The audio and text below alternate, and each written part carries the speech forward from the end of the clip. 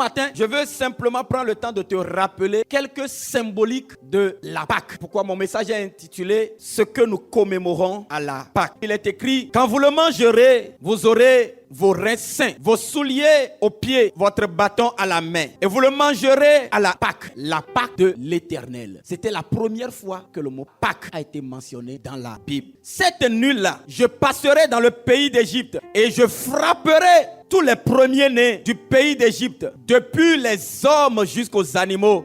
Et j'exercerai des jugements contre tous les dieux d'Égypte. Je suis l'Éternel. Amen. Le deuxième passage, faites disparaître le vieux levain, afin que vous soyez une pâte nouvelle, puisque vous êtes sans levain, car Christ, notre Pâque, a été immolé. En Égypte, Dieu a dit au libérateur, ombre du vrai libérateur, Moïse, vous prendrez un agneau âgé de 1 an, sans tache, que vous allez immoler. Et vous mettrez le sang sur les poteaux et les linteaux portes de vos maisons. Vous ferez cuire la viande et vous la mangerez. C'est la Pâque. Le passage nous dit, car Christ, votre Pâque, a été immolé. Christ immolé à la croix, c'est la véritable Pâque, de la Pâque qui est l'ombre que Dieu avait annoncée en Égypte avec son peuple d'Israël. La foi est cachée derrière l'acte posé par Moïse et tout le peuple d'Israël en Égypte.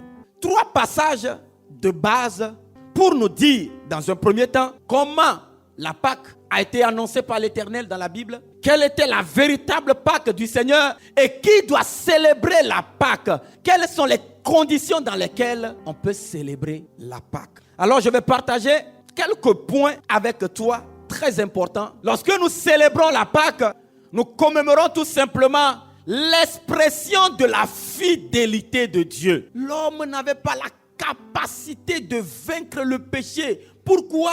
La nature de Dieu l'a quitté. Là, Dieu va venir et prendre un homme du nom de Abraham. Et Dieu va dire, je vais marcher avec toi. Dans la marche de Dieu avec Abraham, un jour, Dieu va voir que cet homme est vraiment un homme à qui on peut faire confiance. Et Dieu va déclarer Abraham juste. Et c'est ainsi que dans la suite, Dieu va venir vers Abraham et Dieu va parler à Abraham en lui disant, ce pays dans lequel tu te trouves, je le donnerai à toi et à ta postérité.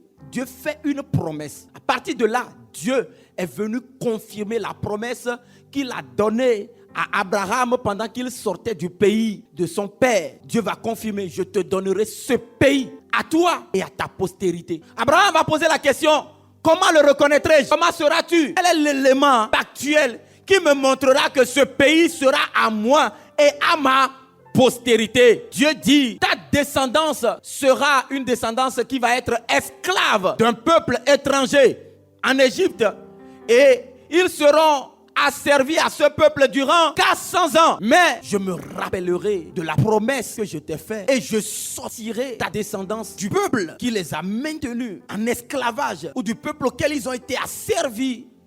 Ils sortiront de ce peuple-là.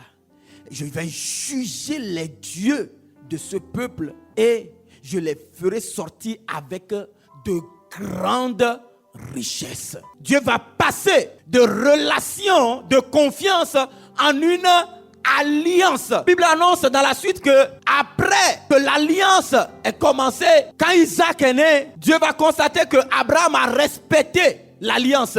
Abraham va faire circoncire Isaac. Dieu va demander à Abraham, maintenant tu vas prendre ton fils, celui que tu aimes, ton unique, et tu vas me l'offrir en holocauste. Tu me l'offriras en holocauste. Bien-aimé, ce qui a été annoncé, Abraham va avoir une révélation de cela et va l'annoncer ici à son fils.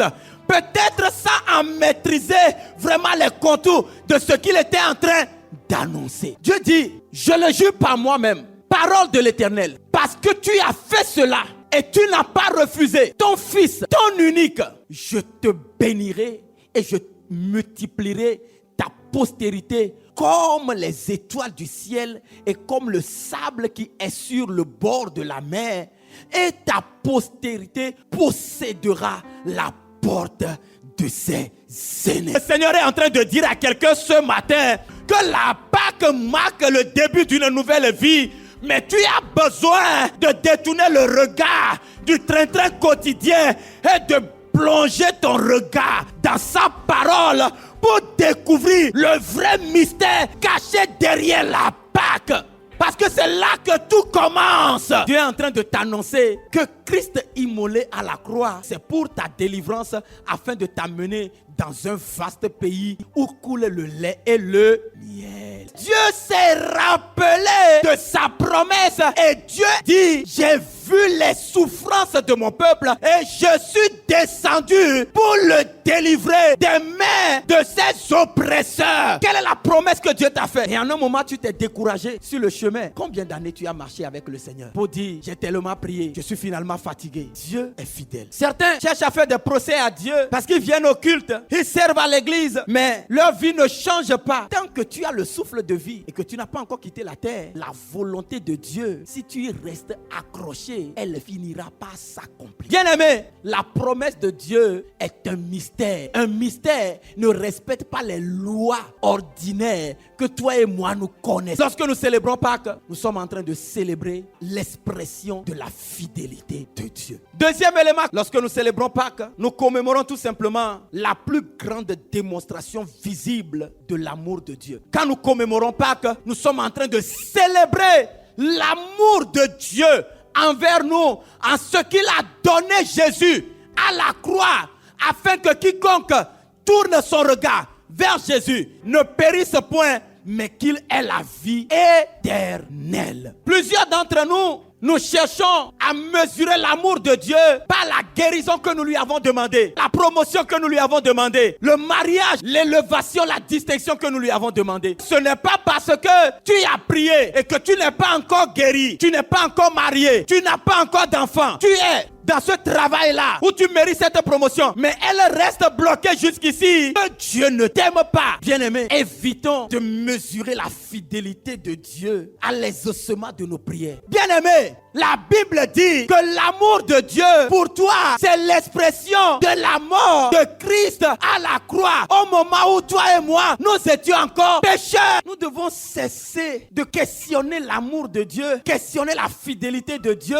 par rapport à ce que nous avons demandé et que nous n'avons pas encore vu. C'est par la foi que Moïse a fait l'aspersion du sang et a célébré la Pâque. L'œuvre achevée de Christ à la croix et la puissance du sang versé pour nous est l'un des éléments que nous commémorons aujourd'hui. Donc l'un des points, c'est que nous commémorons l'œuvre achevée de Christ à la croix et la puissance du sang versé pour nous. Amen. L'autre point, c'est que lorsque nous commémorons la Pâque, nous commémorons tout simplement la crucifixion de Jésus et de notre vieil homme. Ça veut dire que l'œuvre de crucifixion a été précédée des moments de douleur à Gethsémane, au moment où Jésus va transpirer jusqu'à ce que sa sueur ne devienne des grumeaux de sang. C'est le premier élément. Le deuxième élément, Jésus, on va faire une couronne d'épines qu'on va mettre sur sa tête. On va lui arracher la barbe. On va tracer des sillons dans son dos. Dans la suite, il va être crucifié. On va percer ses mains, on va percer ses pieds, on va percer son côté. Le sang de Jésus coulait de cette manière différente. Et cela va être la crucifixion du vieil homme. Et donc, nous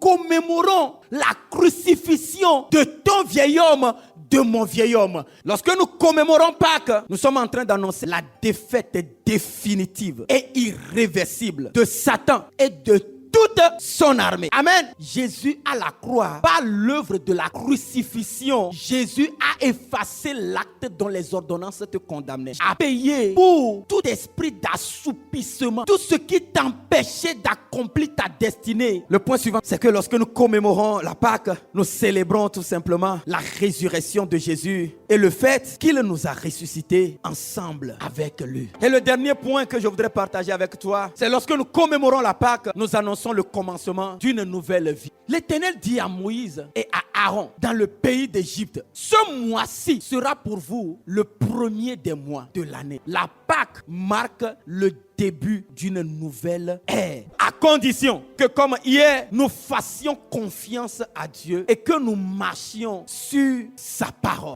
Pâque marque une nouvelle relation entre toi et Dieu. Et cette nouvelle relation, ce n'est rien d'autre que Jésus mort pour nos péchés, enseveli et ressuscité. Pour que l'Esprit nous amène dans les profondeurs du mystère de la passion, de la crucifixion et de la résurrection de Christ sur ta vie.